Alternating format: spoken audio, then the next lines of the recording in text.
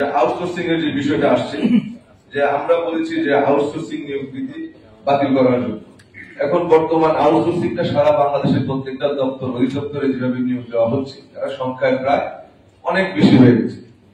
এবং আমাদের সরকার বা আমাদের বর্তমান সংস্কার সরকারও আউটসোর্সিং এর প্রতি দুর্বল রয়েছে। তারা হয়তো মনে করেন যে আউটসোর্সিং এর কর্মচারী যারা আছেন তাদেরকে এককালীন বিদায় করা যায়, আর যদি তাদেরকে যদি স্থায়ী পদে যদি নিয়োগ দেওয়া হয় তাহলে তাদের পেনশনের ব্যবস্থা থাকে, বাঁচার ব্যবস্থা থাকে। বর্তমান সরকারের হয়তো এই অর্থটুকু হয়তো তাদের হাতে এখন বর্তমানে নেই, যেটা আমরা হয়তো অনুভব করছি। কিন্তু অ্যাকচুয়ালি আউটসোর্সিং নিয়োগ যে কর্মচারীরা এখানে নিয়োগ হচ্ছে, তাদের কোনো আইডেন্টি নাই, তাদের কোনো ভেরিফিকেশন নাই। তারা একটি ঠিকাদারি প্রতিষ্ঠানের মাধ্যমে তারা নিয়োগ হচ্ছে। ঠিকাদার প্রতিষ্ঠান যখন টেন্ডার সাবমিট করে টার্মস অফ কন্ডিশন অনুযায়ী তারা সকল সদস্যদের ভোটার আইডি কার্ড দিচ্ছে, তাদের ছবি দিচ্ছে, এটা দিয়ে তারা টেন্ডার সাবমিট করছে যে তাদের হাতে 100 জন শ্রমিক রয়েছে। কিন্তু অ্যাকচুয়ালি বাস্তবতা এই শ্রমিক তাদের হাতে নেই। তারা শুধু টেন্ডারটা সাবমিট করার জন্য এই কাগজগুলো তারা প্রয়োজনীয় কাগজগুলো তারা সেখানে উপস্থাপন করছে। যখন টেন্ডার সে পেয়ে যাচ্ছে তখন সে অন্য লোক যাদের যাদের কাগজপত্র আছে তাদেরকে বাদ দিয়ে সে অন্য লোক নিয়োগ দিচ্ছে 2 লাখ 3 লাখ 5 লাখ টাকার বিনিময়ে।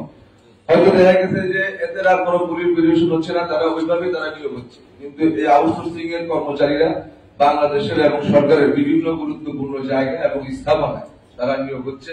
এবং যে যে দপ্তরের অধিদপ্তরের নিয়ন্ত্রণে তারা রয়েছেন, তাদের একটা লোগো রয়েছে, আইডি কার্ড রয়েছে, তারা ওই আইডি কার্ড নিয়ে তারা ওই প্রতিষ্ঠানে কাজ করে যাচ্ছে।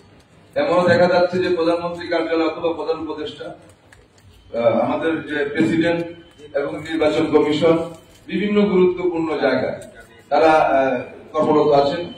এমনকি আউটসোর্সিং এর কর্মচারীরা দেখা গেছে যে আমাদের গুরুত্বপূর্ণ যে দপ্তর রয়েছেন এবং গুরুত্বপূর্ণ যে ব্যক্তিবর্গ রয়েছেন, তাদের হয়তো যে 1 গ্লাস পানিও তারা দিচ্ছে, তাদের যে বেডে বসে করতে তাও দিচ্ছে, তাদের যে খাবার পরিবেশন করতে হচ্ছে সেখানেও তারা দিচ্ছে। এবং সরকারের বিভিন্ন গুরুত্বপূর্ণ জায়গায় তাদেরকে নিয়োগ দেওয়া হচ্ছে, কিন্তু তাদের কোনো পুলিশ ভেরিফিকেশন নেই, তাদের কোনো পরিচয় নেই। একটা অ্যাক্সিডেন্ট যদি ঘটে সেই ক্ষেত্রে ওই দপ্তরের উপরে সেটা দায়িত্ব আসে, কিন্তু ওই ব্যক্তিকে খুঁজে পাওয়া যাচ্ছে না। এমনকি আমরা 3-4 বছর আগে আমরা দেখেছি যে বাংলাদেশ রেলওয়ে সচিবালয় অনেকগুলো গুরুত্বপূর্ণ আপনার তথ্য পাচার হয়ে গেছে। আপনার রেল মন্ত্রণালয় থেকে অনেক কম্পিউটার চুরি হয়ে গেছে রাতের বেলা, কিন্তু এটার কোনো সুরাহা পাওয়া যায় না। কিছুদিন পূর্বে সচিবালয় আগুন জ্বলে কয়েকটি ভবন জ্বলে গেছে রাতের বেলায়, 3-4টা ভবন পুরো ছাই ছাই হয়ে গেছে, কিন্তু এটার কোনো সঠিক তথ্য পাওয়া যায় না। কিন্তু অ্যাকচুয়ালি ওইখানে তার যারা সেটআপে নিয়োগ থাকে তারা তো রাতে ডিউটি করে, ওইখানে ডিউটি করা আউটসোর্সিং এর লোক দিয়ে, কিন্তু তাদের কোনো প্রমাণই পাওয়া যাচ্ছে না। এগুলো আসলে একটা দিকে আমরা সরকারকে সেভ করতে গিয়ে কিন্তু পুরো রাষ্ট্রকে আমরা একটা ঝুঁকিপূর্ণ জায়গায় নিয়ে যাচ্ছি। আমাদের দাবি হলো আউটসোর্সিং যদি বাতিল করা সম্ভব হয় সেই ক্ষেত্রে আমরা দাবি জানাবো এদেরকে রাজস্ব খাতাদেরকে নিয়োগ দেওয়ার জন্য।